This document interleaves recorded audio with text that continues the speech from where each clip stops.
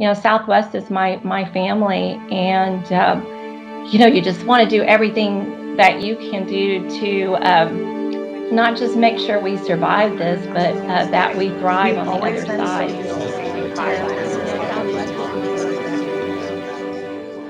My two-word sentence that describes 2020. You've seen rain, you've seen rainbows, you know that the sun will shine again. That's how I feel. I was going to say 2020 was the year that tested our airline the most, but it was also the year that proved that we have the strength and dedication to battle any challenge that comes our way. I'm a big believer in fate, and things happen for a reason. I don't think it's any coincidence that our most difficult year, and to me our finest hour, comes on the beginning of our 50th. I think COVID, despite the fact that it was so difficult, is going to propel the company into our next 50 years here. And we're going to come out of this a company prepared to take on the next 50 years. And I'm just super excited about it. We've had big challenges across our history, and we end up having to go through phases to get, to recover from those things. And the first phase is always just survive the issue. But what happens after that phase is you get into a phase where your business is stabilizing. And as it stabilizes, you can kind of repair it. You can repair all the damage done. And in this case, it's pay back our debt, get our staffing and our activities right, and ultimately get ourselves into a position where we're going to prosper as we go forward. And what gives me hope is we're great at that. In past downturns, when other airlines have struggled and Southwest has thrived, we've used these opportunities to expand our network, to broaden it, if you will. And so rather than wait for COVID to end, which was going to take far too long, we wanted to redeploy our people and our assets to new markets. There was almost a smile, and it's like, it's time to play offense. And that felt really good because we had been in such a reactionary, defensive kind of mindset. So to go out and say that, we could be a little bit more aggressive in fighting for those customers in a bunch of new locations, and doing that at a scale that we hadn't done that quickly was a cool challenge, and it was something that we knew was needed for where we wanted to be as a company. What other airline is going out of its way? I mean, it's a risk. Think about it. We used to open 1 to 2 cities a year, and it would take us, anywhere to 4 to 6 months to open up a city. And now within, since August, we've got all these cities ready to open up. I'm actually kind of lost count of how many cities they're opening up, and it just keeps saying more. Give me more. You want a rally cry, you want to fight, there it was. Those that are smart enough are paying attention, seeing that we are expanding our network footprint. That means world domination is not too far away for us. I remember reading customer letters when the pandemic first began, and they were writing in about the employees and how the employees made them feel, welcome. Like we were all in this together. They were adapting to it. That's what makes Southwest different, and gives us hope that even with the pandemic, we can still service customers in a way that is meaningful to them. I remember the very first flight that I worked that was full, 175 people. And I just looked around, and as many people as there were standing around me, I was so, so grateful to see all of those people. Covering the MAX has been great, and there's the most recent trip out to Victorville, finally getting to take shots of our mechanics working on them and getting them ready to go back out. Our pilots doing their checks and finally taking off and having that final takeoff shot of a MAX. It's just so cool to see there's positive change going on now. There's light at the end of the tunnel, right? We can see the horizon. It's gonna get way better, and just stick it through just a little bit longer, but it's gonna get better.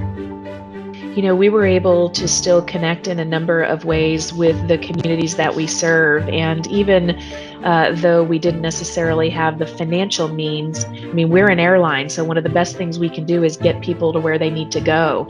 So even in a year of COVID, we had, wildfires, and we were asked by different state governments to help fire departments, travel on Southwest Airlines to help fight, wildfires.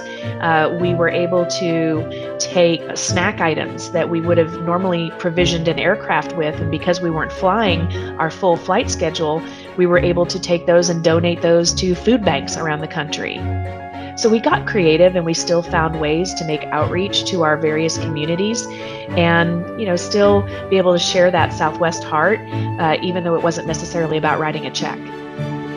It's true. We're just warriors. I mean, we did whatever we needed to do. Our core hearts that stay, working, roll up their sleeves and loved our passengers. And that's what I love. It's just, I love my coworkers, and I couldn't imagine myself working for any other airline. And I've seen it every time we've been through a crisis as a company. There is no group of people that comes together better to collaborate, to work as a team, to communicate, and just to tackle whatever the problem is that is attacking Southwest Airlines. 2020 was just a tough year on so many levels, but I also think it was a wake-up call in terms of reminding us what's important and to appreciate things that we took for granted. We should cherish our friends and family, and that we just need to treat each other better and love each other and be kind to each other. And of course, that's what we do at Southwest Airlines. We follow the golden rule, and our people are the best, and that is by far what gives me hope for the future. We were all given a time out, whether you wanted it or not. It's like, stop. But that quarantine and that time out caused, I think, one of the greatest awakenings in our lifetime that we will probably see. I'm so excited that we have an opportunity to re-energize, reimagine, refresh, and position us for the next 50 years in ways that we might have felt limited to do had none of this happened. I don't think we'll ever see normal as we knew it before. It's going to be much like it was,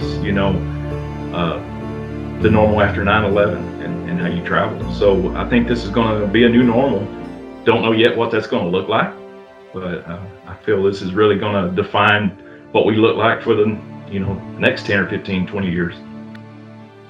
Resilience is a state of mind. It's a mental pliability that you don't get overcome by events. You pick them apart, break them down into their constituent elements, and tackle them one by one. As long as we continue to do that at Southwest Airlines, and we do it together, that's the secret sauce that Herb and Colleen, wove into this company. It'll be fun to watch it go for another 50 years.